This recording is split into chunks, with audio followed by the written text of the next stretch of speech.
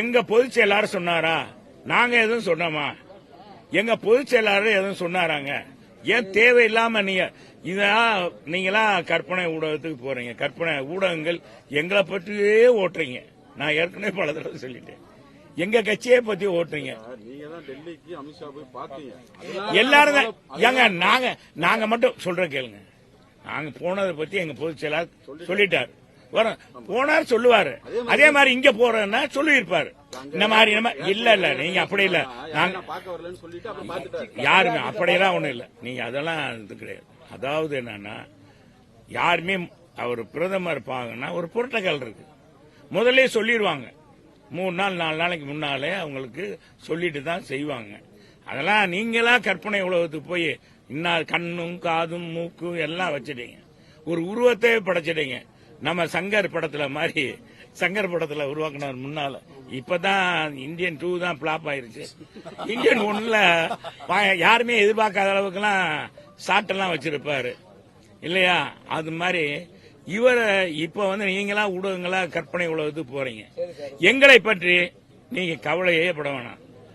எங்களை பொறுத்தளவுக்கு உங்களை காட்டிலும் நாங்க கவலைப்படுவோமா இல்லையா? படுவோமா இல்லையா? எங்க பொதுச் செயலாளர் முதலமைச்சர் ஆகணும்ன்றதுல எங்க பொதுச் செயலாளருக்கு மாற்று கருத்து எது இருக்கா? மக்கள் விரும்புறாங்க, மக்கள் வருவாங்கன்னு நாங்க சொல்றோம்.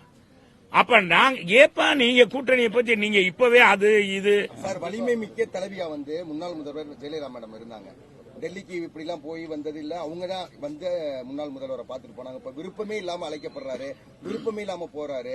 பல்வேறு குற்றச்சாட்டுகளை பயன்படுத்தி தான் அந்த கூட்டணியை உருவாக்க பாக்குறாங்கன்னு பல்வேறு எதிர்கள் இருக்கு. இதன் மூலமா அதிமுக தலைவரும் அதிமுகவும் பலமிழந்து காணப்படுகிறாங்க. நீங்க ஏங்க அப்படி எல்லாம் நினைக்கிறீங்க? எங்க அம்மாவை பற்றி நீங்க சொல்ல உலகமே சொல்லும். அவ இரும்பு பெண்மணி அப்படின்ற சிங்க பெண்மணி கேளுங்க. எங்க எடப்பாடியார் எங்க அம்மா 8 அடினா எங்க எடப்பாடியார் 16 அடி பாயக்கூடியவர். நீங்க அதையெல்லாம் கவலைப்படாங்க.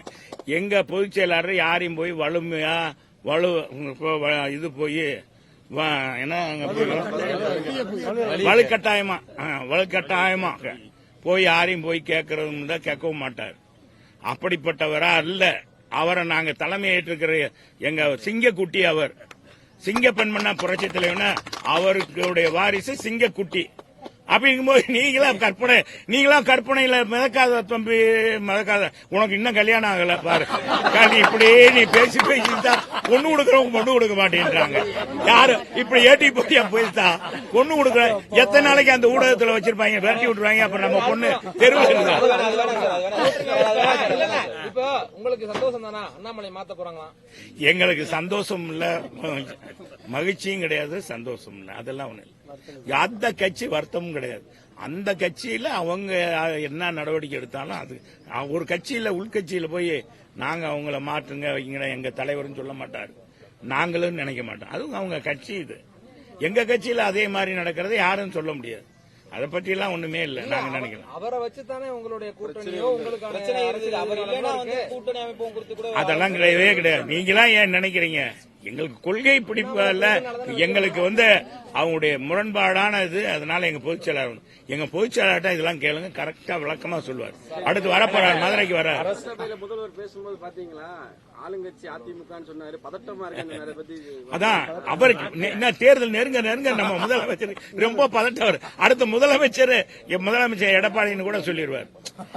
ஏன்னா ஒவ்வொரு கேள்வியும் எங்க எதிர்கட்சி தலைவர் கேள்வி கொடுக்கிற ஒவ்வொரு கேள்வியும் கேள்வி கணைன்னு சொல்லுவீங்கல்ல, அம்பு எழுதுற மாதிரி அம்பு எழுதுறாரு.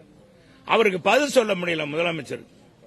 நம்ம சபாநாயகர் தான் தட்டி கழிக்கிறார். அவர் தான் சப்பக்கட்டு. அப்படி எல்லாத்தையும் மூடி மறைக்க பாக்குறாரு. அப்படி இருந்தாலும் முடியல. கடைசியில நாங்களே வெளியே போயிட்டோம். நாங்க உள்ள இருந்தா என்ன ஆயிருக்கோம்? ஆளுங்கட்சி அதிமுக இன்னைக்கு ஆதரிச்சு அப்படி இப்படின்னு சொல்லியிருப்பார்.